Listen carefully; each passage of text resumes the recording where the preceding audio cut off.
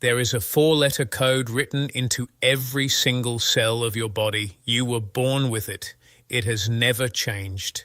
And according to decades of research that most people have never seen and most doctors never discuss in a routine appointment, that code is quietly shaping your risk for heart disease, stroke, cancer, and dementia. I'm not talking about your genetics in the broad sense.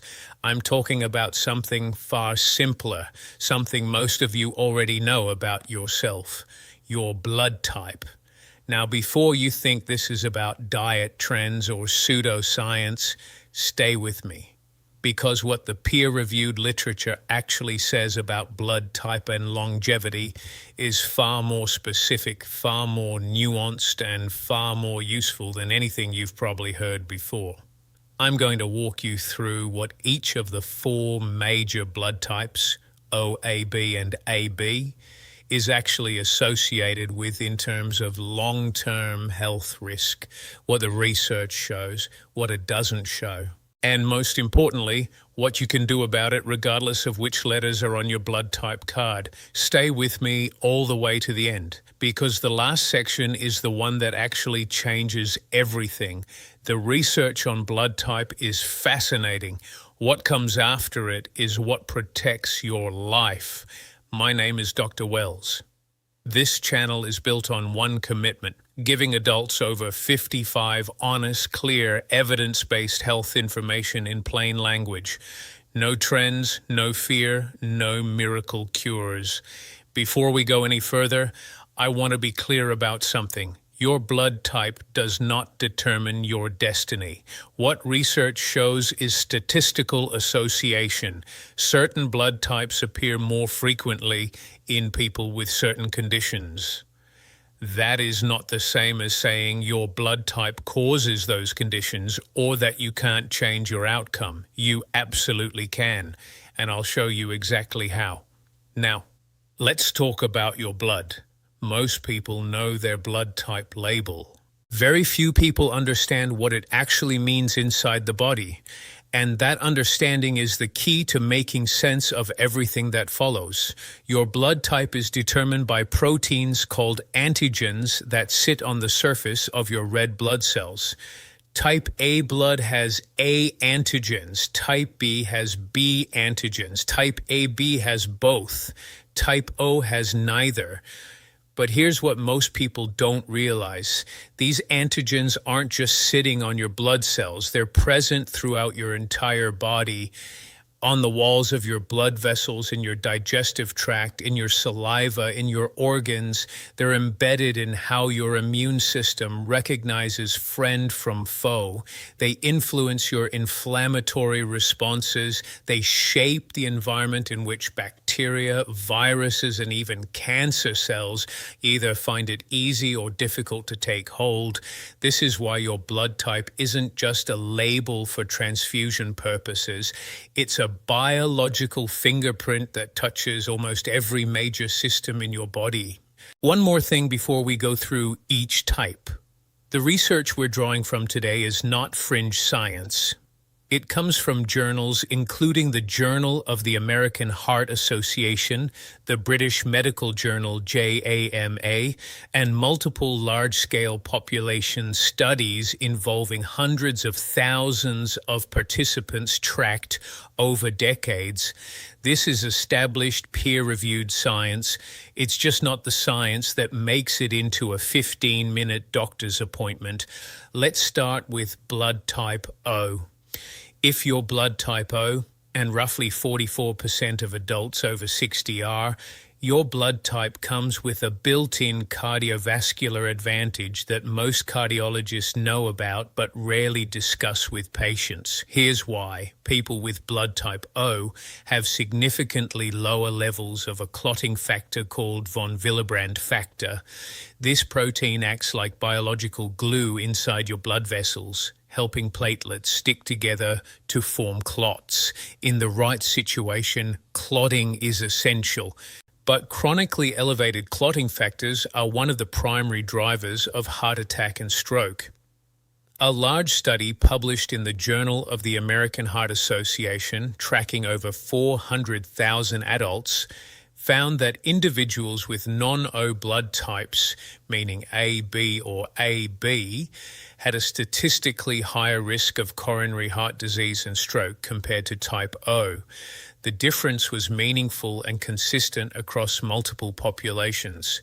In plain language, if you're type O, your blood is naturally less prone to the kind of dangerous clotting that causes heart attacks. That's a genuine biological advantage. But here's the other side of the O story, and this is what almost nobody tells you. That same lower clotting tendency that protects your heart also means type O individuals have a higher risk of bleeding complications and particularly stomach ulcers. Type O individuals are significantly more susceptible to infection with Helicobacter pylori, the bacteria responsible for the majority of stomach ulcers. Research published in the journal Gut found that type O individuals had up to a 35% higher risk of developing H. pylori-related ulcers compared to other blood types. The reason comes down to how H. pylori attaches to the stomach lining. The bacteria uses the O antigen structure as an attachment point, essentially using your blood type markers as a grip to colonize your stomach. What does this mean practically? Your cardiovascular baseline is favorable, and you should protect it with the lifestyle habits that benefit everyone. Regular movement, blood pressure management, and not smoking, but you should also pay close attention to digestive symptoms. Stomach pain, chronic indigestion, or unexplained iron deficiency are all reasons to ask your doctor about H. pylori testing. It's a simple breath test or stool antigen test. And if H. pylori is found, it's treatable with a short course of antibiotics. Type O also shows a lower risk of pancreatic cancer compared to other blood types, a consistent finding across multiple studies, including a large analysis in the Journal of the National Cancer Institute. This doesn't mean type O individuals can't develop pancreatic cancer. It means the statistical baseline risk is lower. If you're type O, you entered this world with a meaningful cardiovascular head start. The job now is not to waste it. Now let's talk about blood type A. If you're blood type A, I want to start with something that may genuinely surprise you.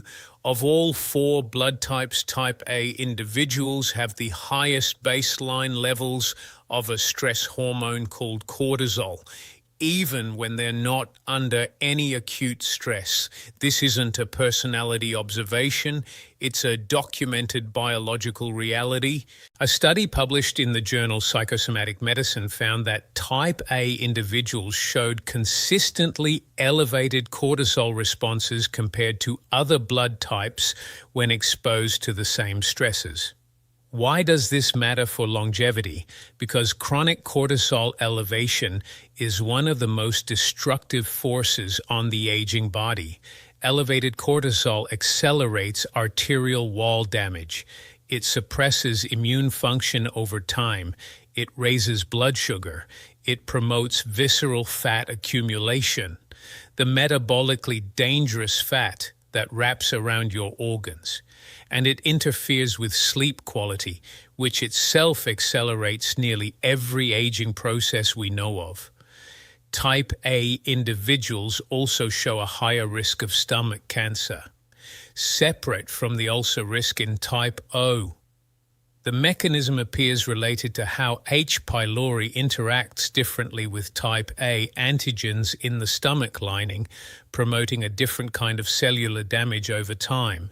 A meta-analysis in the International Journal of Cancer found that type A individuals had approximately a 20% higher relative risk of gastric cancer compared to other blood types. There's also consistent research associating blood type A with a higher risk of venous thromboembolism, blood clots forming in the deep veins, typically in the legs, which can break loose and travel to the lungs. A large study in the journal Blood found that type A and type AB individuals had significantly higher risk of venous clotting events compared to type O. I want to be clear about something. These are statistical tendencies across populations. Many type A individuals live to 95 in excellent health. The research doesn't say type A equals early death. It says type A individuals carry certain biological predispositions that, when combined with specific environmental factors, raise the odds of certain outcomes. And those are exactly the factors you can manage. For type A individuals, stress management is not a luxury. It's a medical priority. Sleep quality matters more for type A than the averages for other blood types suggest. Cortisol management through consistent sleep, regular moderate exercise, and deliberate rest, whether that's walking, breath work, or simply protecting your evening routine, is genuinely protective at a biological level. If you have type A blood, your body is running a slightly hotter stress engine than other blood types. Your job is to keep that engine cool. Now, blood type B is the least studied of the four major types, partly because it's less common, approximately 10% of the population in most Western countries, and partly because its associations are less dramatic than A or AB. But there are two findings worth paying close attention to if you're type B. The first involves type 2 diabetes. A large-scale study published in Diabetologia, one of the leading diabetes research journals, tracking over 82,000 women over 18 years, found that blood type B was associated with an elevated risk of type 2 diabetes compared to blood type O. The association held even after adjusting for diet, physical activity, body weight, and family history. The mechanism isn't fully understood, but it appears related to differences in how B antigens interact with insulin receptor function and gut microbiome composition. For type B individuals over 55, this is a meaningful finding, not because it makes diabetes inevitable, but because it means your blood sugar monitoring and metabolic health deserve extra attention. Fasting blood glucose tests and hemoglobin A1C checks, which measure your average blood sugar over 3 months, are not optional for type B individuals in middle age and beyond. They're priority conversations to have with your doctor. The second finding for type B is actually favorable. Type B individuals appear to show lower rates of certain cancers, particularly pancreatic cancer, compared to types A and AB, though not as low as type O. And in some immune challenge studies, type B individuals showed more robust responses to certain pathogens, suggesting a more flexible immune profile. The practical message for type B: your cardiovascular risk sits between O and A. Your primary area of vigilance should be metabolic: blood sugar, insulin sensitivity, and body weight management. These are the levers most worth pulling for long-term health if you carry the B antigen. And now, blood type AB. Blood type AB is the rarest of the four major types, approximately 4% of the population, and it carries what research suggests is the most complex health profile of any blood type. Type AB combines the antigen characteristics of both A and B. And with that combination comes a set of disease associations that deserve honest attention. The finding that gets the most scientific attention is the association between blood type AB and cognitive decline. A large study published in the journal Neurology found that adults with blood type AB had an 82% higher risk of developing thinking and memory problems compared to other blood types, even after controlling for other known risk factors. The study tracked over 30,000 participants. The proposed mechanisms involve multiple factors: type AB individuals tend to have higher levels of clotting factor 8, the same clotting tendency seen in type A, which may reduce cerebral blood flow over time. They also show higher inflammatory markers in some studies, and there appears to be a relationship between AB blood type and the accumulation of certain proteins in the brain associated with neurodegenerative conditions. This is not a reason for despair if you're type AB. It's a reason for awareness and proactive action. The same lifestyle factors that protect brain health in the general population, regular cardiovascular exercise, quality sleep, social engagement, blood pressure control, and not smoking, appear to have an even stronger protective effect in type AB individuals precisely because their baseline risk is higher. Type AB individuals also carry the elevated venous clotting risk seen in type A, and some research suggests higher rates of pancreatic cancer association compared to type O. If you're type AB, the honest message is this: you carry the most complex blood type risk profile. That does not mean a shortened life. It means your preventive health choices carry more weight than they do for most other blood types. The gap between type AB individuals who live actively, sleep well, control their blood pressure, and maintain social connection, and those who don't, is wider than it is for any other blood type. Your choices matter more. Now, here is the most important thing I'll say in this entire video, and I've saved it for now intentionally. Your blood type is fixed. You cannot change it. And the research showing associations between blood type and disease risk is real. But it represents, at most, a 10 to 20% shift in relative risk for most conditions. It's a modifier. It is not a verdict. What the same body of research consistently shows is that certain lifestyle factors carry 3, 4, and 5 times more influence over your longevity outcomes than blood type does. And unlike your blood type, every single one of these factors is within your control. The first is blood pressure. Chronically elevated blood pressure is the single strongest modifiable predictor of stroke, heart failure, kidney disease, and cognitive decline in adults over 55, regardless of blood type. A 2020 analysis in The Lancet found that optimal blood pressure control in adults over 60 reduced all-cause mortality more powerfully than any other single intervention studied. If your blood pressure isn't well managed, your blood type barely matters. Get it under control. That is the most important health decision most adults over 55 can make. The second is sleep quality. During deep sleep, your brain activates a waste clearance system called the glymphatic system, which flushes toxic proteins, including the amyloid associated with Alzheimer's disease, from your neural tissue.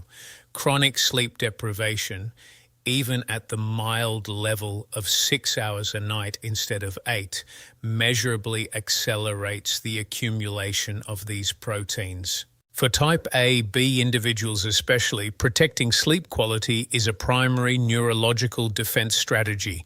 The third is consistent physical activity. The research on exercise and longevity is the most robust in all of preventive medicine. 30 to 45 minutes of brisk walking 5 days a week reduces all-cause mortality by approximately 30% in adults over 60. It reduces cardiovascular risk, lowers cortisol, directly relevant for type A, improves insulin sensitivity, directly relevant for type B, and increases cerebral blood flow, directly relevant for type AB. Exercise is the one intervention that benefits every blood type through mechanisms specific to each type's vulnerabilities. The fourth is social connection.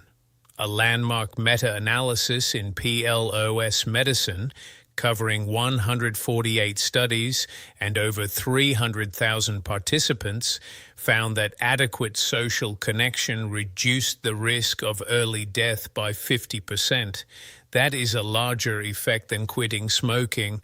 Loneliness and social isolation drive chronic inflammation, elevate cortisol, suppress immune function, and accelerate every age-related disease process we know of. For adults over 55, protecting your social world is a medical priority.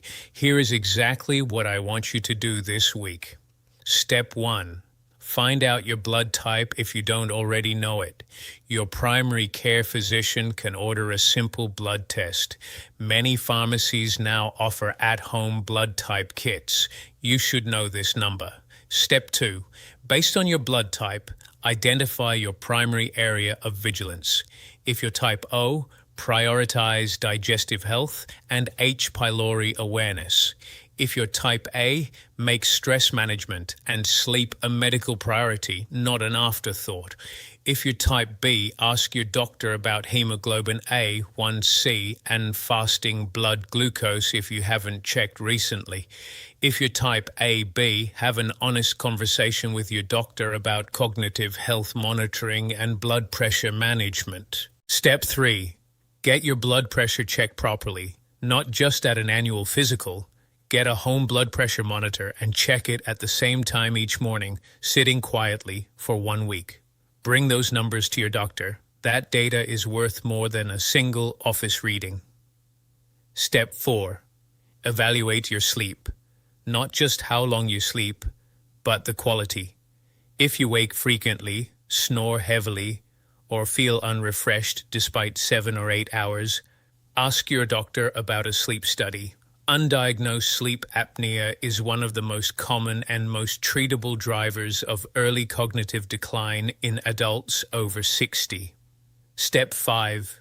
Choose one social commitment this week and protect it.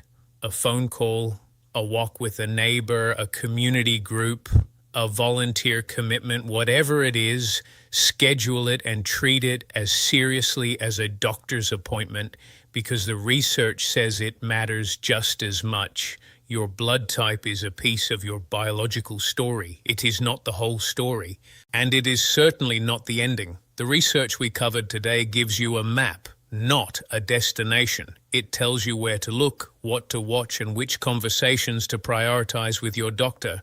What happens next is entirely up to you. The people who live longest and best are not the ones with the luckiest blood types. They're the ones who paid attention, made consistent choices, and refused to treat aging as something that happens to them rather than something they actively shape. You're watching this video.